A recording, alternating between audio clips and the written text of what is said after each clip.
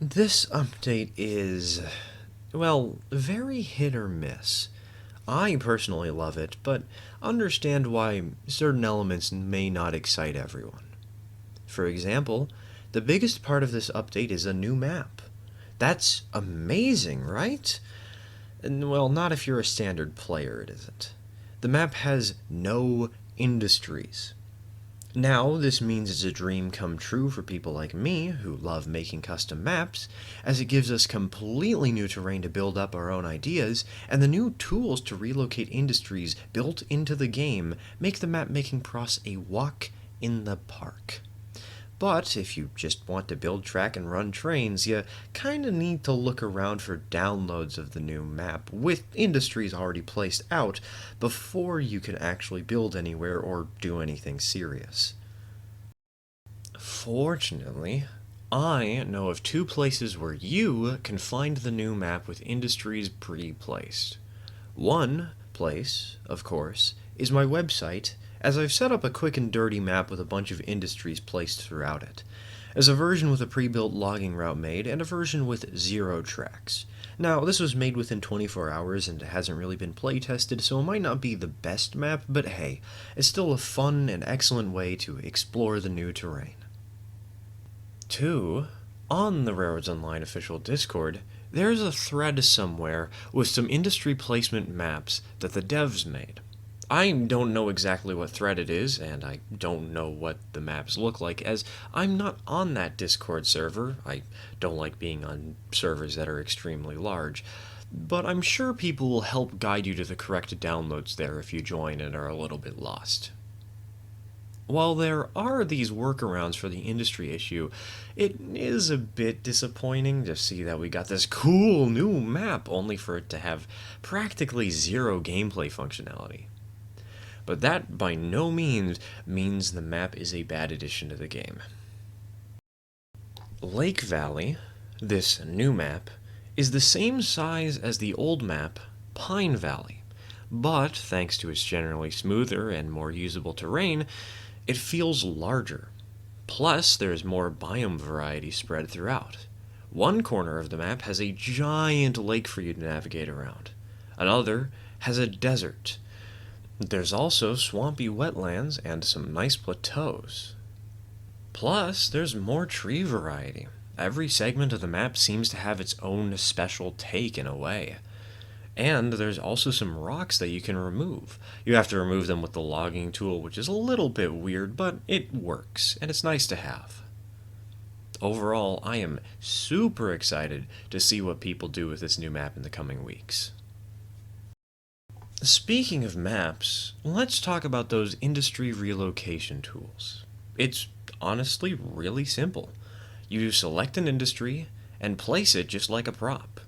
However, you get to fly around like in Railroads Online Extended while placing the building, and when you do place it, platforms automatically snap to the terrain.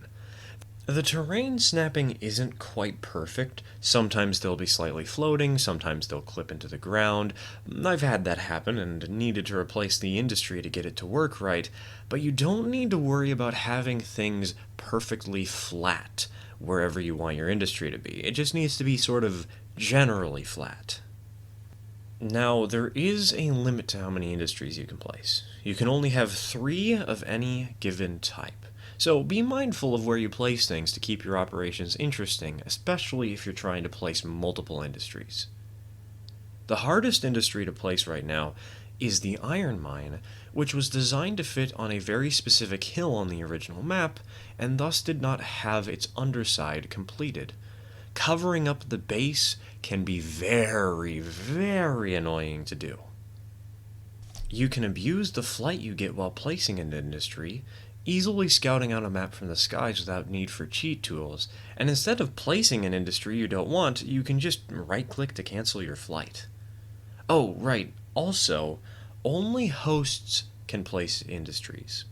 I think only hosts can delete them too? I'm not 100% sure, as I didn't test multiplayer at all, but after the incident last month, I would be very surprised if clients could grief in such a way. On the subject of clients, You can now extend client-side render distance. You can select between 100, 250, or 500 meter distances. You can set this in the gameplay menu, but unfortunately it does not save this statistic between operating sessions, so you'll need to set it every time if you want anything more than the 100 meter default. And, well, upping the distance makes a massive difference. For a frame of reference, here's a 250 meter segment of straight track with a single red stock car at the end. And here's 100 meters. Do you see the difference? If you bumped this up to 500 meters, you'd basically have no risk of clients crashing into one another. And the developers have said that they didn't experience any frame rate issues or any lag out of the deal. Now, of course, this might be something where, on a per case basis, it'll be worse for you than the developers, but that's still a reassuring sign. Alright. I haven't mentioned anything that could be hit or miss in a while. Let's remedy that. The Lima consolidation is a solid hit or miss type of train. It's the latest, strongest engine and tied for the fastest locomotive in the game, and it looks quite funky. Some people might like that funk, others not so much. Another reason it's hit or miss is its speed and power. Like, do we really need another engine that takes forever to get to and just lets you run trains that are so long it's unfun to load them? Do we need an engine which is objectively the best outside of its price and tier requirements? Personally, though, I think it's nice to have more engines with unique looks to them, and aside from the third smokestack, I quite like the options the Lima has. I love the industrial look, and think it's an alright addition to the game. Now, while the Lima is the only new engine, one locomotive did manage to get new paint job. The 10 Mile now has a very sleek, but also very weathered 6th paint job. The cab interior is a little glitched, but I must say that I love this new paint job. I'm a sucker for wood cabs and silver smoke boxes, and the weathering is a cherry on top. Now, there is a new piece of rolling stock, but it's weird. Like, if you're playing for optimization, it's a completely worthless addition, but if you want some good vanity for your world, I think you'll appreciate the passenger car. It has 5 paint jobs, though numbers 2 and 3 are very similar. They are different, though. And number 4 has horrible contrast with the text. There are also some lights in the interior that turn on when it's dark out. It has no real use, even if it says it can carry tools. It can't, don't try. But with all the town props to help elevate the roleplay side of this game, it's sweet for those who want to try and represent passenger service in their world, even if it doesn't pay you anything. That's about it, but there are a few other small things to mention real quick. Let's speed through them. A few new props were added. There's a church, a minecart, a station platform shed, and a silly little platform that was technically a passenger station in reality.